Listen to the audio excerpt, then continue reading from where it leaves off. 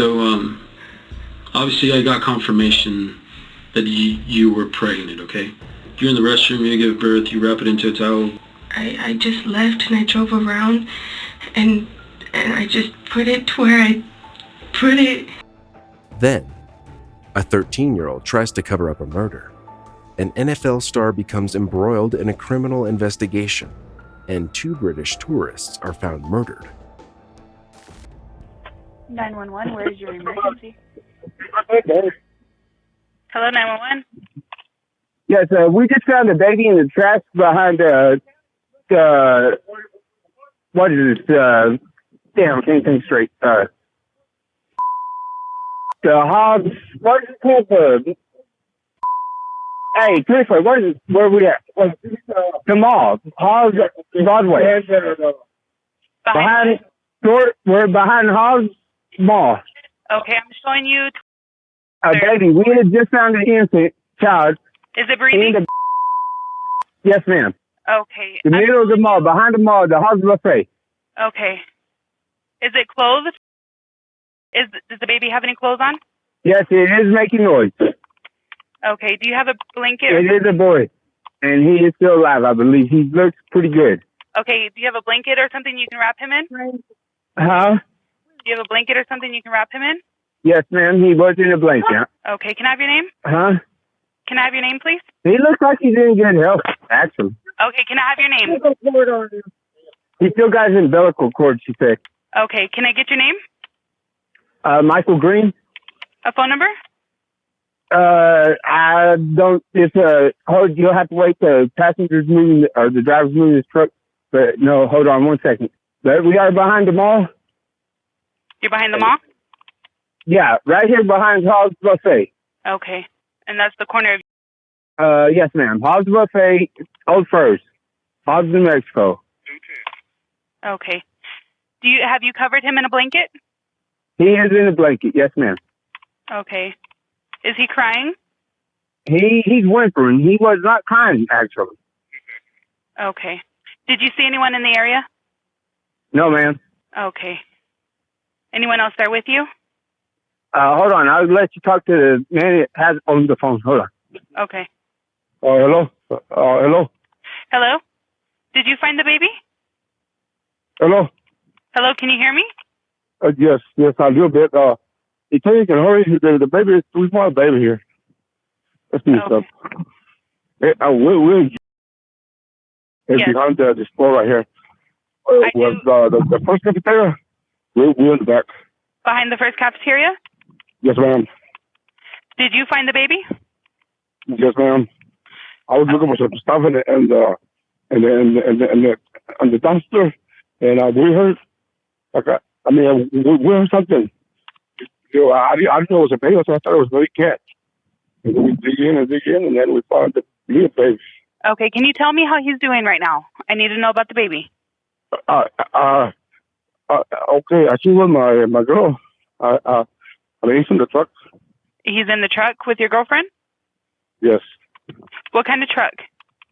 It's a GMC Sierra. What color? I'm right here behind the first cafeteria. Okay. Can you go? I need to know if the baby's breathing. Yes, I'm breathing. Okay, is he crying? Okay, hurry up. I get the officers and the medics are on the way, okay? Another dispatcher already has them on the way. My questions are just for them before they arrive. Oh, okay. Hello? Hello? Hello, yes, ma'am. Can you tell me about the baby? He still got his umbilical cord, and he's freezing cold, and he's very, he's drained, he's very, very, very weak. Okay. Do you have him wrapped in a blanket and the heater on? I got him in my jacket. He was. I took that wet towel that was wearing him off of him. There are the cops. We got him. Okay, you got the cops?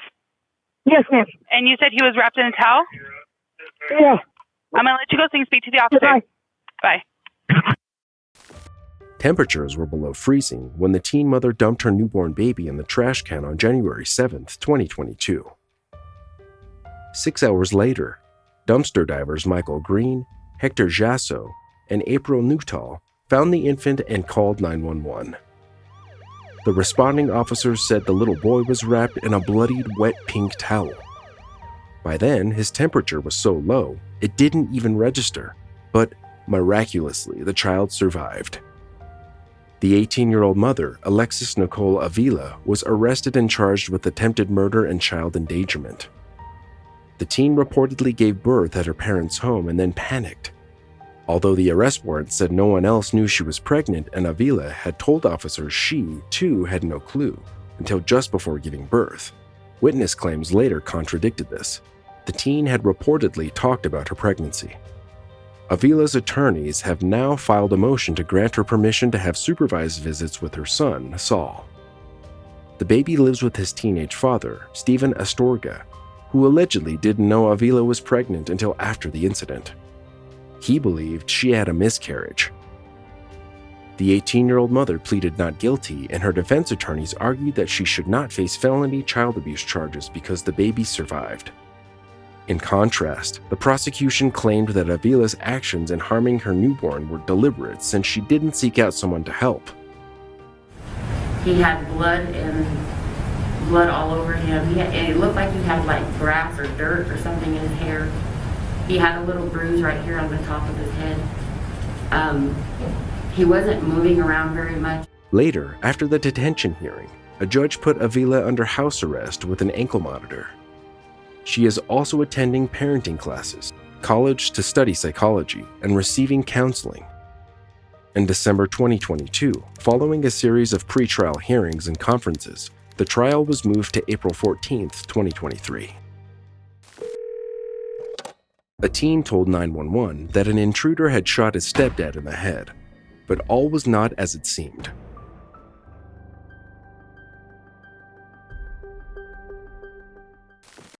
Hello. Hello? First, I want to emergency. Yeah. Yeah, my dad just got shot in the back of his neck and he's dead. Okay, yeah. How did this happen? No, we don't know. We was all standing on the couch. He was on his laptop, and then we heard a gunshot, and he fell. Okay, did he do this to himself? I don't know. No, he didn't do it himself because he didn't have no gun. Okay. Is there anyone else that I can talk to? No one's here. Okay. I think somebody was in our house because the door was unlocked. We was on the basement, and then we came up. We heard the shot, and then someone we came upstairs, blood everywhere. He's gone. In reality, the 13-year-old had fired a single shot to the back of the victim's head at relatively close range while sitting at a counter on January 25, 2010. Jermel Stokes died on the scene. When police arrived at the Kentwood duplex, they recovered 2 handguns, one of which was used in the shooting, and a closet that officers believed belonged to the victim. And detectives didn't think the murder was an accident. Stokes' 3 children, who range in age from 8 to 12, were also in the house at the time. The victim's fiancé, who had 2 children with Stokes, came home after officers had arrived. 13-year-old Keyshawn Mann was arrested and charged with murder. The teen was one of the youngest children facing these charges in the state. He told a therapist Stokes abused his mother, sometimes sticking a finger down her throat and hitting him and his 3 brothers with a paint stick while she was gone. The child said the victim had choked him before. The therapist documents read, even his mother admitted there were times that she thought Mr. Stokes would possibly kill her or Keyshawn. Police and prosecutors discounted the assessment report, saying there were never any calls for police or child protective services to the home. And police interviews showed Keyshawn's mother, Lakeisha Mann, was the disciplinarian of the house. Kent County Prosecutor Bill Forsyth said detectives never developed a clear motive. Court records show Stokes had children with at least 3 women, including his fiancée. Paternity and child support petitions indicate he also had a 10-year-old with a second woman and an 11 and 12-year-old with a third. Additionally, Stokes had pleaded guilty to a misdemeanor charge of possessing a taser in 2003 and a felony charge of carrying a concealed weapon in 1993. In June 2010, Keyshawn Mann pleaded guilty to a reduced charge of second-degree murder for killing his mother's boyfriend. This meant he He would be put in a lockdown facility for delinquent youths until he turned 21. Then a judge would sentence him as an adult. During his time in the youth home, Mann had been attending Mid-Michigan County College and serving as a mentor to juveniles in the program. As a result of his improvement, the 21-year-old spent his birthday as a free man. There were two very different stories about what happened during this home invasion until police released the calls.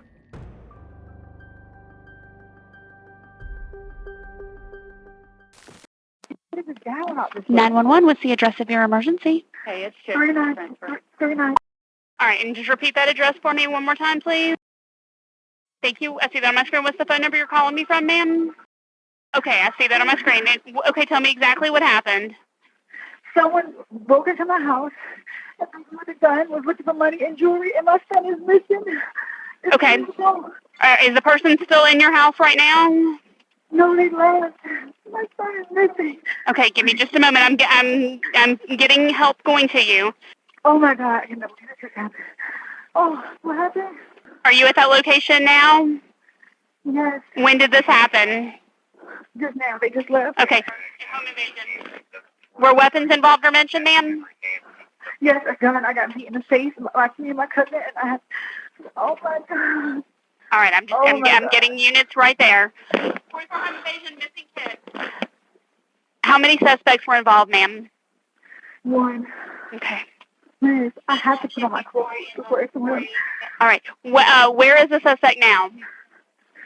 I don't know. They left out of my house, but okay. My son is missing. How did they? All right, I understand. I am getting officers going right now, ma'am. How did they leave? They made us go upstairs into the bathroom, and they shut the door, and then they left. Okay. Do you know did you see a vehicle or anything right now? No. Anything? Okay. Anything. No. All right. I need to get the suspect's description. What was their race? Black. All right. Male or female? Male. All right. About how old do you think he was? Maybe, I don't know. He had on a mask. Okay. But he sounded, I don't know. He was a little guy. All right. Could you tell any kind of clothing? All black. All black. Okay. Listen, what's your name, ma'am?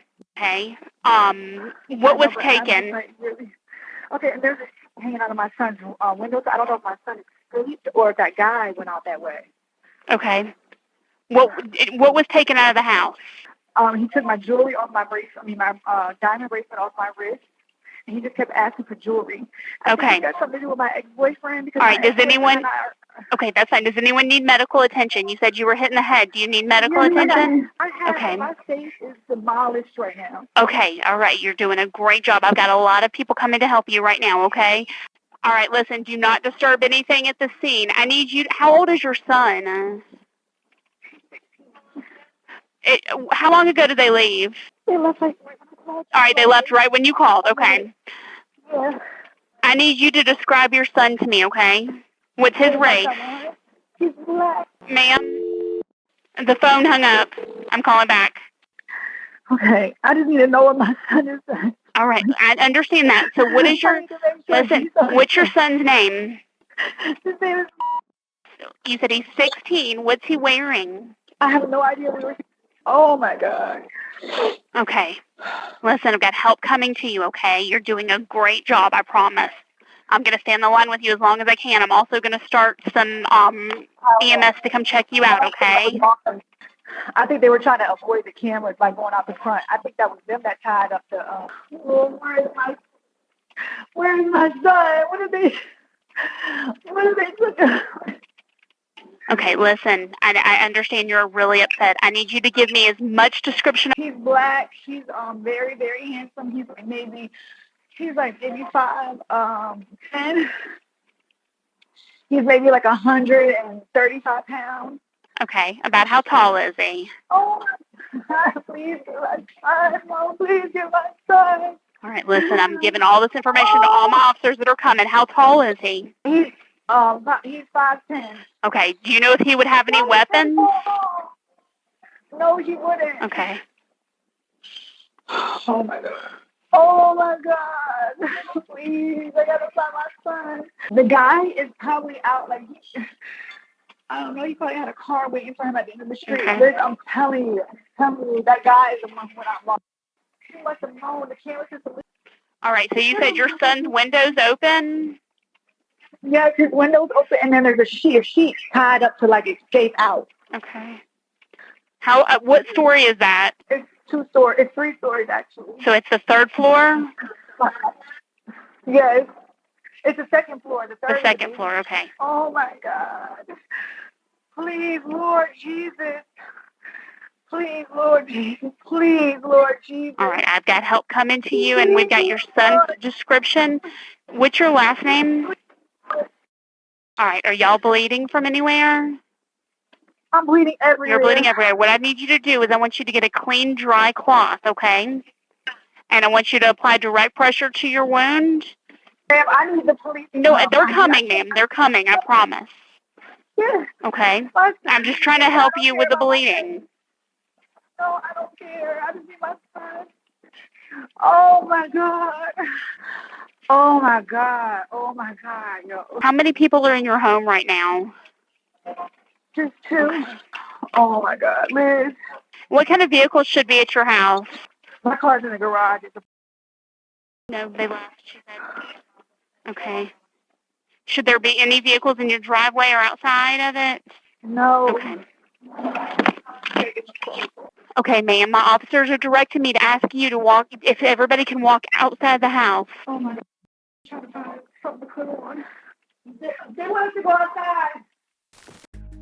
The calls were made on July 10th, 2018. They came from NFL star LeSean McCoy's Milton house on the day his ex-girlfriend, Delicia Corden, was brutally beaten during a home invasion. Pictures of her injuries after the attack started circulating on social media, which inferred that it was all a plot created by the NFL player. He denied the allegations. This was not the first time officers had been called to the Atlanta home. In fact, there were 3 other incident reports. On July 3, 2017, an officer responded after an altercation between McCoy and Corden.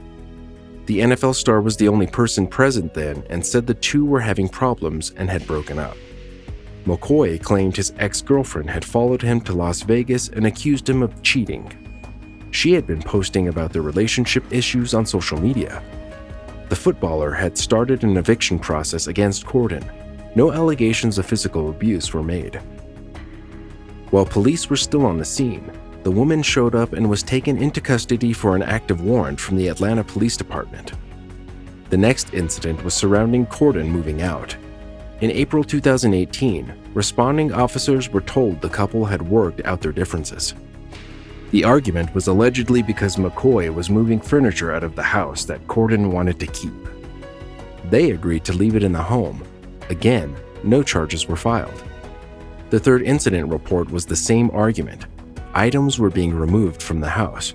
Corden was out of town this time and saw the movers through a doorbell camera. McCoy's mother, who was at the scene, told police her son asked her to move his things out of the house so that he didn't have to deal with his ex-girlfriend.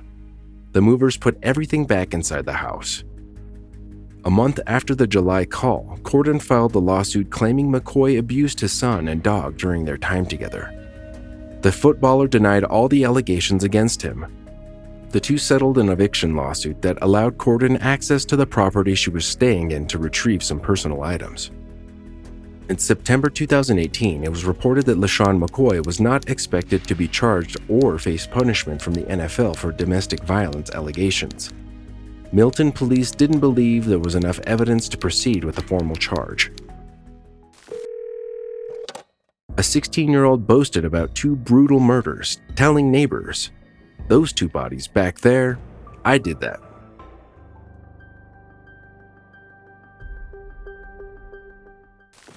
Just the car. Hello, stop right here. Hello? Hi, this is Hello? County 911. Can you hear me? Yes.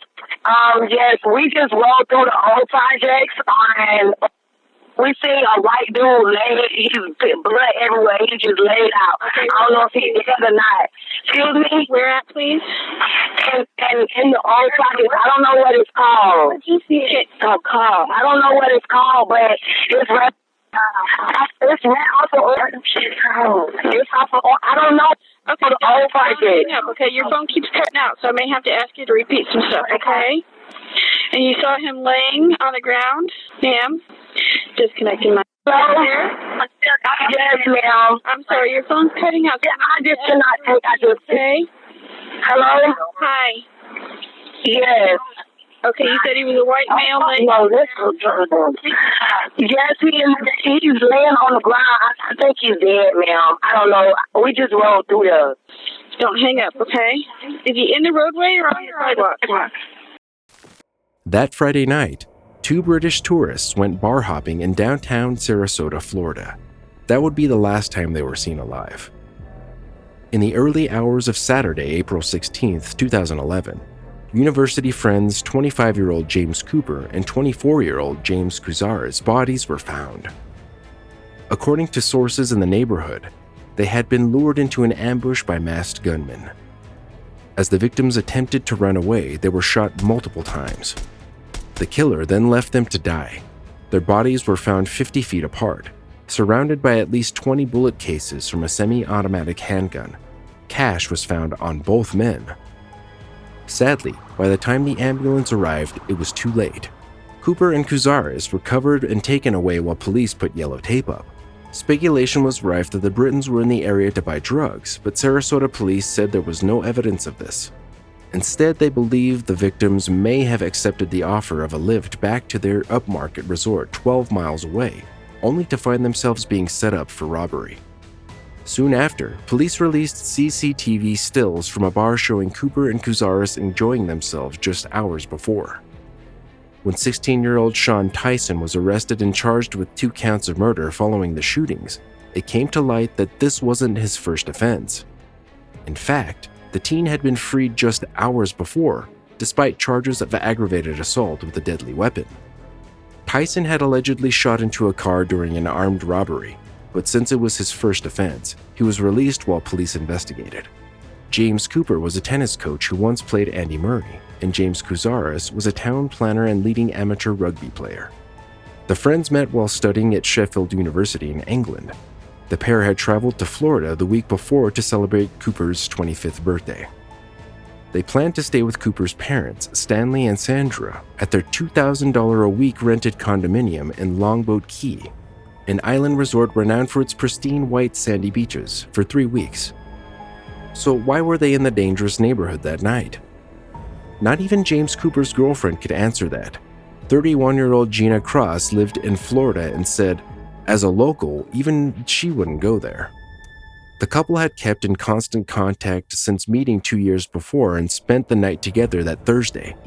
And Cross had planned to introduce Cooper to her friends that Saturday evening. Meanwhile, James Cazares' ex-girlfriend, Liz Clare, also denied the drug rumors. She said, I was with James for 3 years and he was so cautious. We used to call him Granddad because he was so cautious.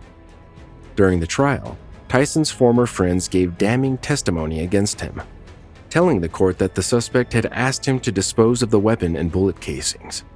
Detectives never recovered the gun, but the witness led them to the incriminating bullet shells. Another witness saw the teen climbing into the window of his mother's house after the shooting.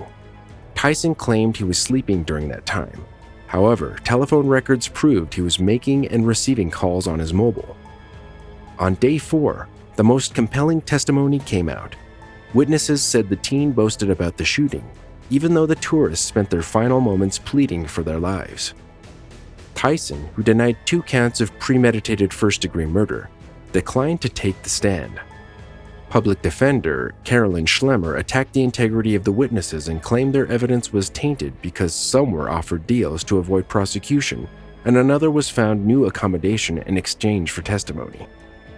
On March 29, 2012, nearly a year later, Sean Tyson was sentenced to life in prison after being found guilty of first-degree murder. For more True 911 calls, watch this episode next.